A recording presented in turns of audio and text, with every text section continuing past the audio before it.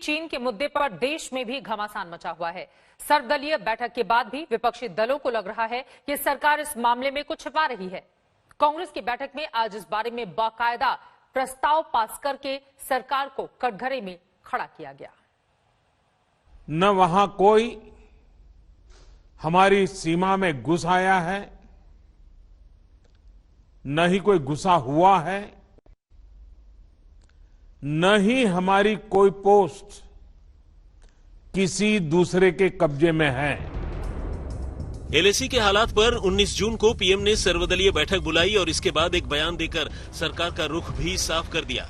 लेकिन इसके बावजूद न तो विपक्ष की शंकाओं का समाधान हो पा रहा है, न ही सवाल खत्म हो रहे हैं। कांग्रेस नेता राहुल गांधी रोजाना सरकार से चीन के मुद्दे पर एक सवाल पूछ रहे हैं।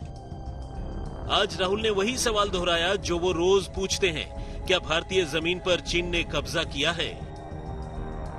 आज कांग्रेस वर्किंग कमेटी की बैठक में भी चीन का मुद्दा छाया रहा।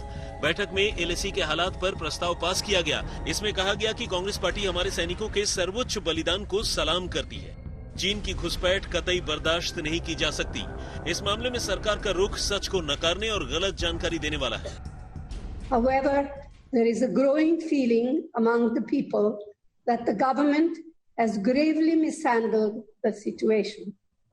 The future is yet to unfold, but we hope that mature diplomacy and decisive leadership will inform the government's actions in protecting our territorial integrity.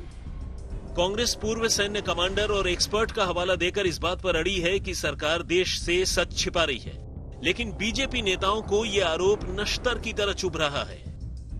आज लोग चिंतित हैं, आज लोग परेशान हैं जानने के लिए कि हमसे कुछ छुपाया जा रहा है। और देश की सीमा में अगर चीनी फोर्सेस पहुंच गए हैं, इस तरह के सैटेलाइट इमेजेस हैं जो एक्सपर्ट्स हैं उनका कहना है, तो उसका जवाब तो देना पड़ेगा। देखिए, कांग्रेस पार्टी अपनी कुनीति नहीं देख रही है। कांग्रेस पार्टी जिस तरह की बयानबाजी चाइना के मुद्दे पर कर रही है, इससे देश की जनता में कांग्रेस के खिलाफ गुस्सा उभर रहा है। ये सच है कि चीन की सरहद पर 20 जवानों की शहादत कोई मामूली वाकया नहीं है। करीब 45 सालों बाद ये नौबत क्यों आई? क्या इसे रोका जा सकता था? और अब इस हालत से आगे का क्या रास्ता निकलेगा? ऐसे कई सवाल देश के लोगों को परेशान कर रहे हैं। सरकार को एलएसी के साथ साथ लोगों के मन में मची इस खलबली को भी शांत करने की जरूरत है। दिल्ली से आनंद पटेल के साथ आज तक ब्यूरो। बात बिहार की करेंगे, जहां पर विधानसभा चुनाव से पहले आरजेडी को बड़ा झटका लगा है। आरजेडी के 5 एमएलसी जेडीयू में शामिल हो गए आज। वहीं उपाध्यक्ष रघुवंश प्रताप सिंह ने भी अपने पद से दे दिया है इस्तीफा।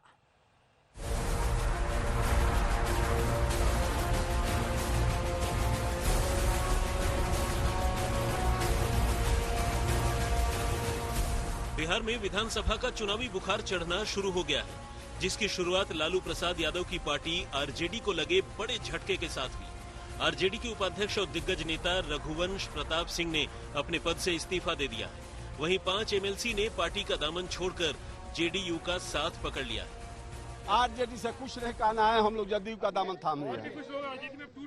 बहुत सारे लोग टूट, अभी रघुवंश बाबू इस्तीफा दिए हैं उपाध्यक्ष से। ऐसे ऐसे दर्जनों लोग को हम जानते हैं, वरिष्ठ नेता लोग इस्तीफा देगा बहुत जल्दी। माननीय सभापति ने इसकी मान्यता दी है। हम सभी जनता दल यू परिवार में उनका स्वागत करते हैं और अब वो जनता दल यू परिवार के सभी साथी हैं, परिवार के सदस्य। तेजस्वी ने पूरे मामले को नीतीश कुमार की साजिश बताया है। वहीं बीजेपी ने आरजेडी में चल रही तानाशाही को इसकी वजह बताया है।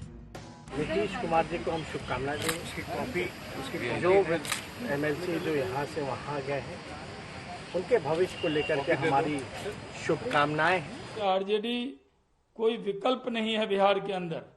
सब लोगों को लगता है कि राष्ट्रीय जनता दल एक गुजरा हुआ कल है और एक डूबता हुआ नाव है, तो कोई भी उनके अपने सदस्य भी उन पर यकीन नहीं कर रहे हैं, इसलिए इतनी बड़ी टूट हुई है।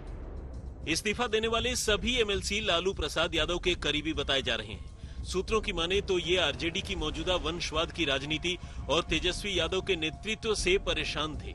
दरअसल 7 जुलाई को विधानसभा परिषद की 9 सीटों पर चुनाव होने वाले हैं। और खबरें आ रही हैं कि आरजेडी की ओर से तेज प्रताप यादव को प्रत्याशी बनाया जा सकता है।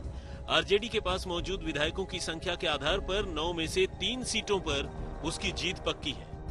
जिन 5 एमएलसी ने इस्तीफा दिया है उसमें एक मुस्लिम है, कमरे आलम, और एक यादव समाज से आते हैं, दिलीप राय। यानी कि मैसेज देने की कोशिश यहाँ नीतीश कुमार की तरफ से ये है कि यादव और मुसलमान भी अब जो है वो लालू प्रसाद या कह सकते हैं आरजेडी के साथ नहीं है। विधानसभा चुनाव से पहले होने वाले विधान परिषद के चुनाव को सेमीफाइनल माना जा रहा है। 9 एमएलसी सीटें विधानसभा सदस्यों की संख्या के आधार पर चुनी जानी है। ऐसे में एक विधान परिषद के लिए 27 विधायकों के समर्थन की जरूरत होगी, जिसे लेकर खेल शुरू हो चुका है। रोहित सिंह, पटना, आज तक। नमस्कार, मैं हूं अंजना ओम कश्यप। हमें उम्मीद है ये वीडियो आपको पसंद आया होगा।